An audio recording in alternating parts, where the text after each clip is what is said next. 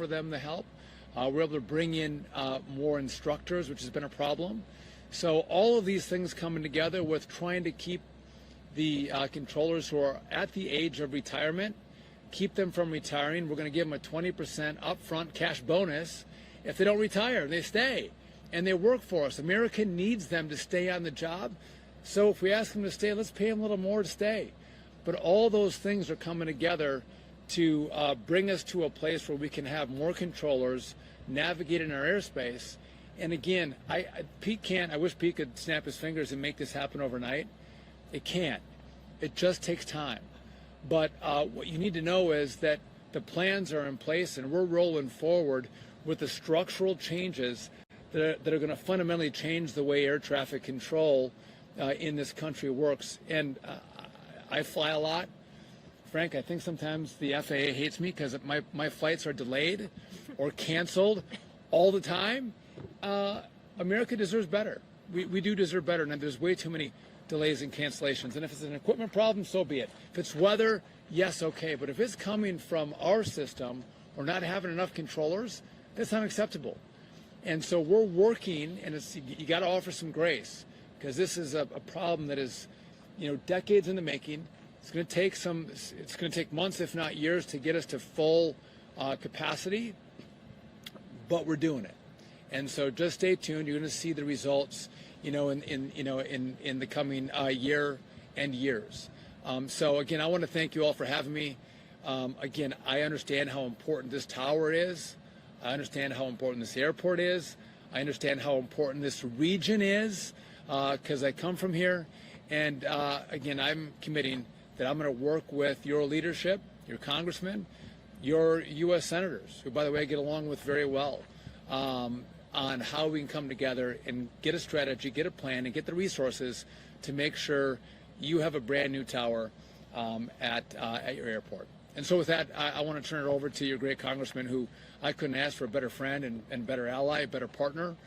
You couldn't ask for a better advocate fighting for the Northland than Pete Stauber, and I'm grateful to call him a friend and a colleague. And again, asking me to come up here, Pete, thank you for inviting me and being part of this tour. Pete Stauber. Mr. Secretary, thanks for coming. It was about 2 months ago I met with the Secretary and I said, we've got an air traffic control tower in Duluth, third oldest in the nation. I need you to come and look at it and understand the immediate need that we have here for a new air traffic control tower. Secretary Duffy said he promised me, he committed, he made that commitment today.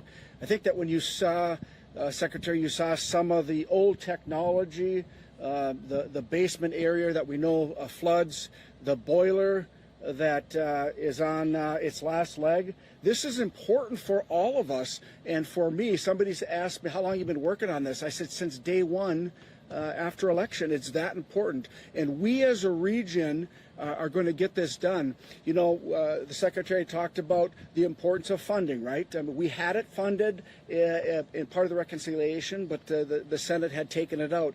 We've got 31 plus billion we're going to go after to improve the air traffic control towers across our nation. But let's get the worst first, okay?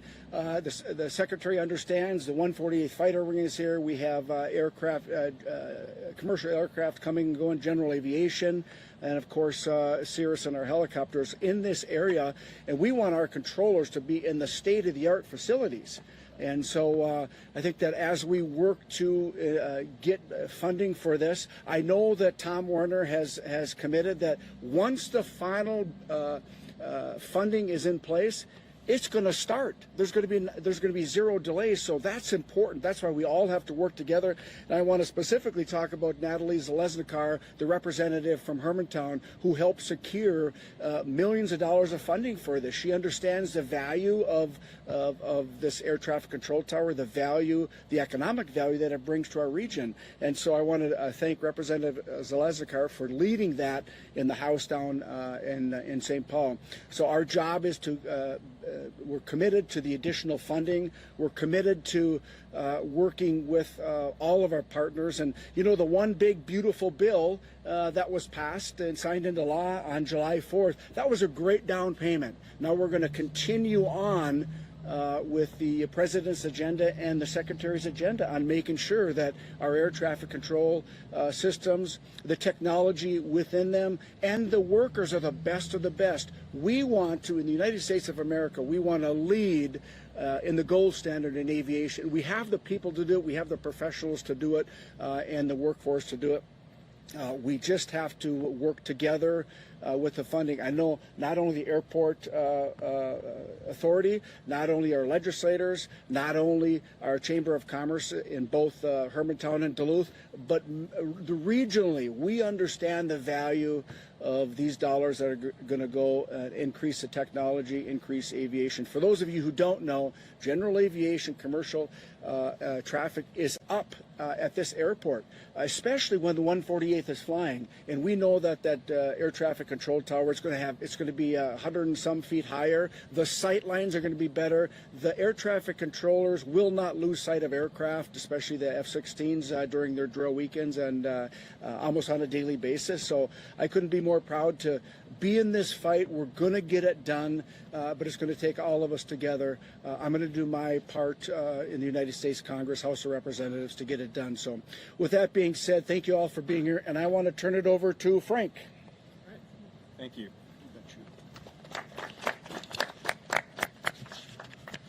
First and foremost, I want to thank Mr. Secretary and the Congressman for inviting me to come along. Anytime I get an opportunity to see one of our FAA facilities, FAA men, women, the controllers, the technicians, the support staff, it's truly an honor to see the work and professionalism and dedication we see on a daily display. It's absolutely fantastic work. There is challenges for us. Obviously, we have antiquated equipment. This building was built in 1952, over 70 years old. Think how much the aviation industry has changed over the course of the last 70 years. Think how much airspace has changed over the last 70 years as far as competing demands and what we are required to do. The exciting thing is with the antiquated equipment, we have a way and a pathway forward with this new big beautiful bill and this brand new air traffic control system. Controllers will now be afforded the opportunity to work on state-of-the-art technology versus antiquated technology. New radios, new radar, new surface awareness initiative that'll take advantage of the new ADS-B technology that this facility will see very soon. But there's still challenges there because a building of this size doesn't have all the room and the capacity to take on a new tower simulator. Right now it's in the conference room. The conference room was not built for a tower simulator system. But the controllers are making do, and they're doing an outstanding job.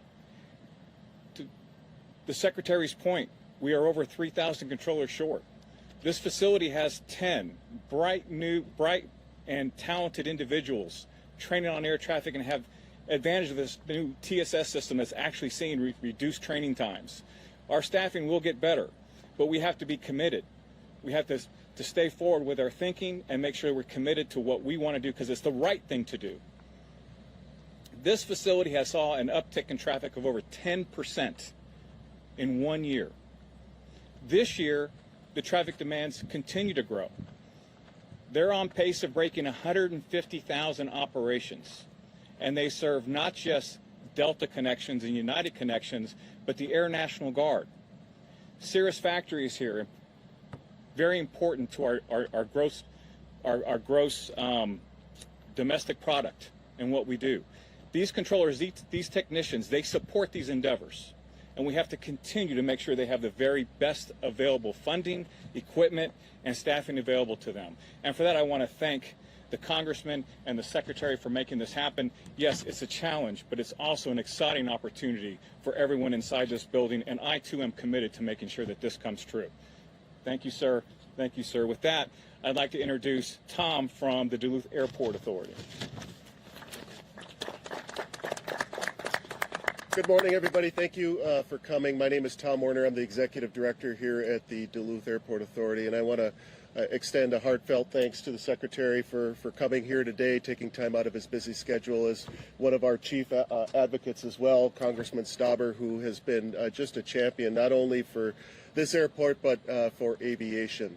Mr. Secretary, here at the airport we share your commitment to aviation safety. It's something that we live by every day, and I want to commend you on your aggressive approach to it since taking office. Thank you very much.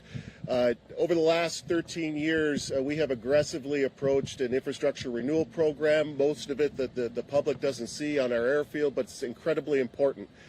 This tower initiative over the last few years is just the latest phase of that. It's an incredibly important part of our infrastructure because we know that air commerce can't thrive without great infrastructure. I say often that if you're traveling in and out of Duluth, whether it be on a United flight or in a general aviation aircraft or corporate aircraft, that if you're thinking about the runway, you're thinking about the air traffic control tower and not the loved one you're going to see when you arrive, closing that big business deal on the other end of your trip. You're thinking about the runway or air traffic control tower. We haven't done our job. And so we've been working very, very hard to make sure that our facilities are the best they can be. Obviously, we have challenges, and I really appreciate Secretary and Congressman Stauber's commitment to helping us fix these challenges. They aren't easy. If they would have been easy, we would have done it a long time ago. So, again, I appreciate the commitment to safety, gentlemen, and your leadership on these issues. Thank you very much. Thank you, Tom. We'll take a couple of your questions. Before I do that, though, I just, Frank, one thing I don't want. We're going to have money to come for new infrastructure in our facilities across the country. What I don't want to do is I don't want to invest new technology in an old tower that then we have to rip out to put into your new tower. So I think it makes sense that if we're going to invest new technology, let's do it one time, not twice.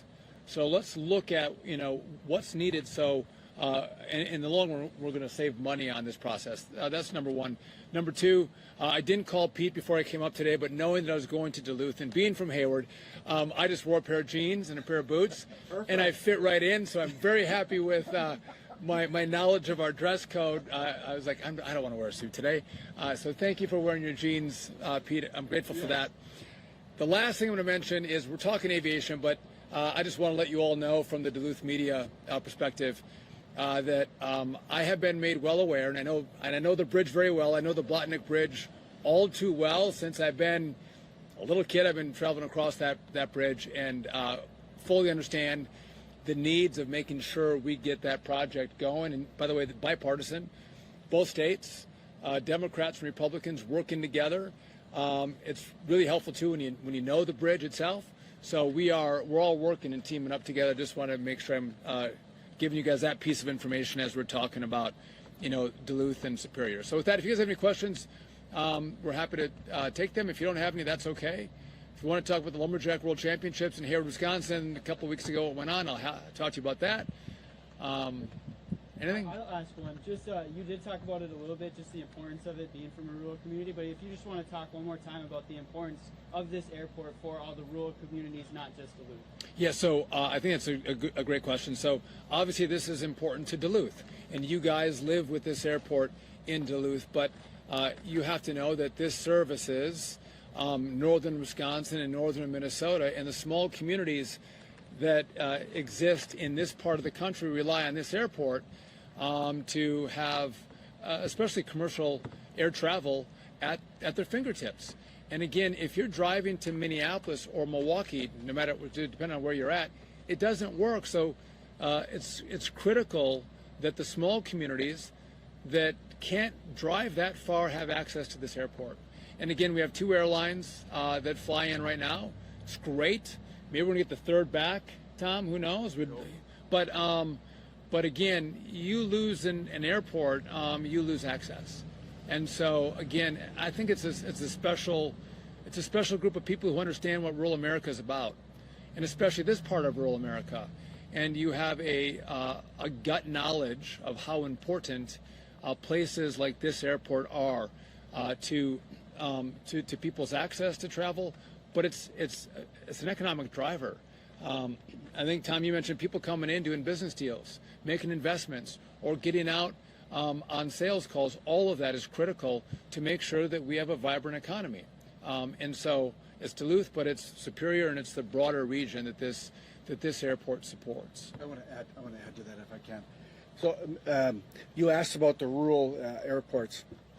So not only did Secretary Duffy, he understands the need for it, but he just mentioned he understands the need for rural America. This administration and this secretary will protect and work with the rural legislators. He's not just in Newark or New York City or D.C. or Philadelphia or Houston. He's here in Duluth. He understands. He comes from a small town. He understands that rural America is who we are. Born and raised. Anyone else for us? Yeah. I will ask, was the funding for this rebuilding the tower all coming from the big beautiful bill, or where's all that coming from? There are revenue sources that we have that we can pull from, and by the way, it's competitive. We look at the needs across the national airspace and where we're going to invest. Had I got all the money that I wanted in the big beautiful bill that Pete was helping me fight for, the $31 billion versus the $12.5 billion, I would have had it for all of the bricks and mortar that we needed. But that doesn't mean we don't have resources. Frank knows this. We have infrastructure dollars that we give out in the form of grants. And what I've talked to everyone here about is I need more from the state. I need more from the local community, because there's a huge chunk for the federal government. We're going to do our part, but I want to see what else you can pull in locally. And Pete's committed to doing that, and then we're going to find out, what that number is and, what we can do to make sure this project goes. And I love when you say they're shovel ready, projects that are ready to go, that this tower could be done in 2 years would be remarkable. So yeah, that's so I don't have it all, but we do have, the FAA is funded, and there is grant money that goes to facilities like this. And real quick, can I ask what your general takeaway was from your tour here? Yeah, so I've seen a lot of really old towers, right? And old towers where the drop-down ceilings are gone because they had leaks, and the carpet's musty. But this one is unique in that it's small, it's really old, and the technology that you're using, again, is it safe? Of course, listen, our airspace is safe, but our airspace is getting more complicated. And we can't have more aircraft in the airspace and think we're going to be able to manage it with this old equipment. And so to the controllers, they do a fantastic job, and kudos to them, and Frank mentioned that also. Grateful for them. But they deserve better. They deserve better infrastructure. They deserve better technology. If we were using, I'm dating myself, but we'd play Atari back in the 80s, right? Old school. That is like rock star technology compared to what they're using here. And you look at how far we've come in the development of technology and resources. We have to deploy it. And so I was taken by how old it was, how antiquated it was. And again, I would love to tell you that you're all really unique and special, but you're not, in that I look across from community to community, and this is the American story. And I don't want, when we leave, that to be the American story, that we actually have stepped in, that Congress did their